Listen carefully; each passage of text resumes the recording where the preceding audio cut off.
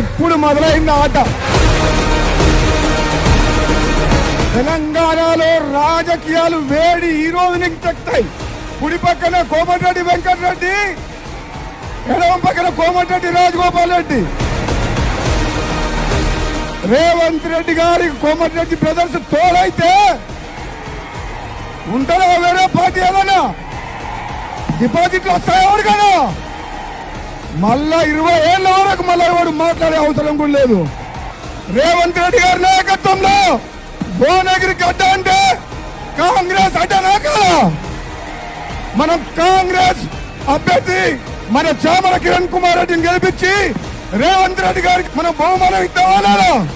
మనకు పోటీ BJP BRS కాదు, మనకు పోటీ నల్లగొండ కాంగ్రెస్ తోటి. అవునా కదా? మనల్ని ఓడించే సత్తా ఉందా? రేవంత్ రెడ్డి గారు ఇచ్చిన బాధ్యతని మనందరం కష్టపడి గెలిపిద్దామా? గెలిపిద్దామా?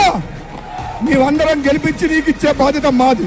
కానీ భువనగిరి పార్లమెంటు నియోజకవర్గాన్ని మీ చేతిలో పెడుతున్నాం. ఈ ప్రాంతం వెనుకబడి ఉంది. ఈ ప్రాంతాన్ని అభివృద్ధి చేసే బాధ్యత మన రేవంత్ రెడ్డి గారిది. ఓకేనా? జై కాంగ్రెస్. చెయ్యి గుర్తుకే, చెయ్యి గుర్తుకే.